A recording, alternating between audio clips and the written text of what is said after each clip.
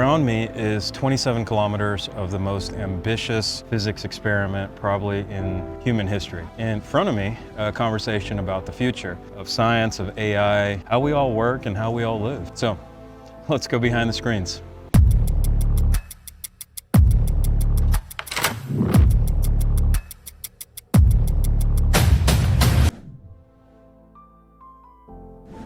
I'm Jason Samuel, and this is Behind the Screens.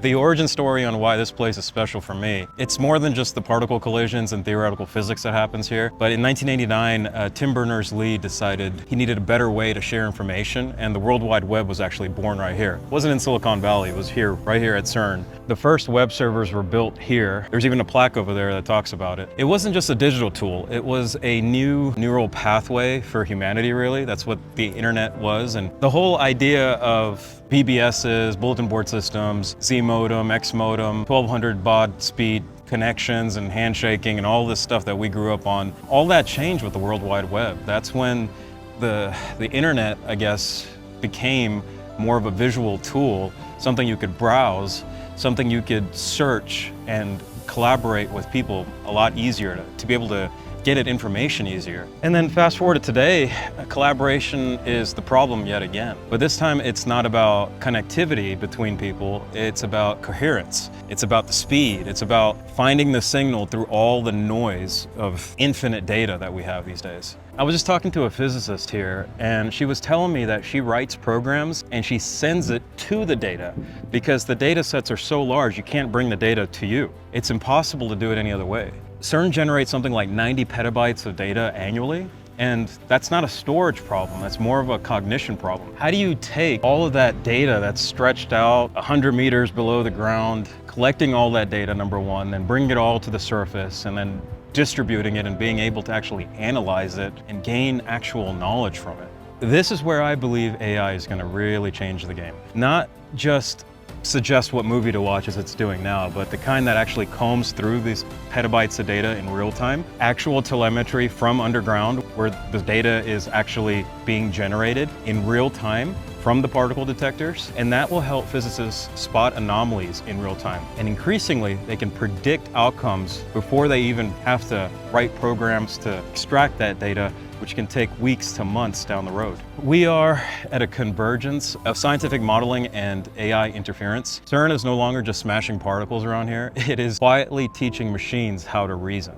And what happens here in these research labs will eventually end up in the enterprise. The same shift is happening in the enterprise today, actually. Let's talk about end user computing, for example. One of the least glamorous yet most impactful layers of the technology stack. It's where people meet the actual technology, where decisions are made, where friction is either introduced or eliminated, and that makes all of the difference for your users. AI is now more personal. Tools like Copilot, Gemini, ChatGPT, they're extending beyond the prompts into actual agents now. They're summarizing meetings before they even happen. They are scheduling tasks, analyzing spreadsheets, and optimizing user experiences without users needing to even ask. We're entering a world where your workspace is agentic. It's going to actually help you. It's context aware, it's continuously optimizing itself around you. And it's not just running workloads, but thinking about how to make you more effective.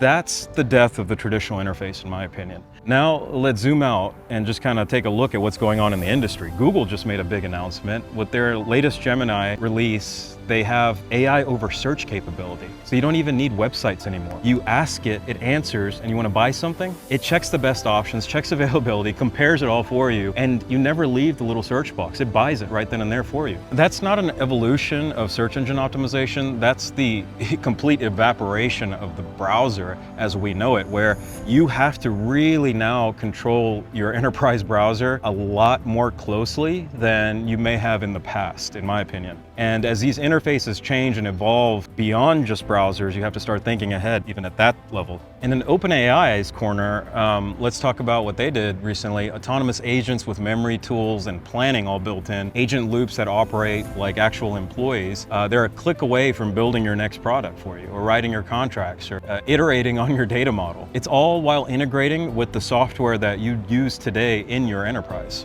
AI can actually read the screen and pretend to be you in some cases. Now, multiply that at enterprise scale. We're going past robotic process automation. We're talking about actual human clones. That's what an agent really is. Now, think of like learning your ticket pattern. Think of it adjusting resources on the back end before the user even notices there's lag.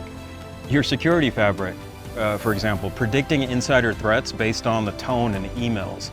This isn't science fiction anymore.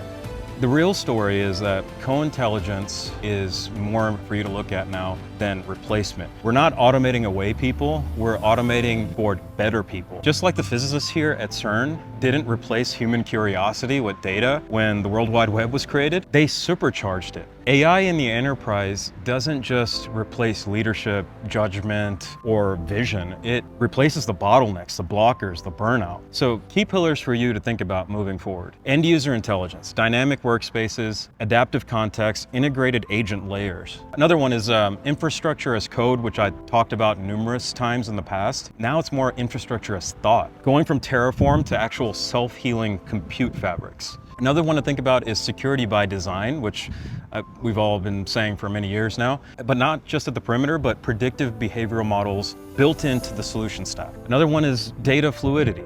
Unified data lakes, semantic layers, structured metadata, so your AI doesn't hallucinate. It actually has good cleansed data that's accurate for it to work against and produce quality information back to you. Another one, of course, is key collaboration, just like what happened here many, many years ago. It's being reinvented now with AI agents managing the flow, the context, and the next actions. This is something that you really need to pay attention to. Now, we started this journey in a lab that decoded the universe and then gave us the World Wide Web. Now we're standing on the edge of another threshold, not just what we build, but how we interact with what we've built. It's evolving. And if CERN taught us one thing, it's that the biggest breakthroughs don't happen in isolation. They happen when brilliant minds collide with enough energy and the right direction. I really love this place, honestly. It's not just for all the very smart people I get to talk to here, but they have Toblerone, Switzerland, established in 1908. But there's something special about this Toblerone. It's a limited edition, CERN edition. I'm really going to enjoy this. I never want to leave this place, honestly. It's beautiful here, and they have chocolate, really good chocolate. So, what are you building next, and who are you building it with? Subscribe, share, leave a comment below, especially if you're one of the thinkers shaping tomorrow. This is Behind the Screens. I'm Jason Samuel, and thank you for listening.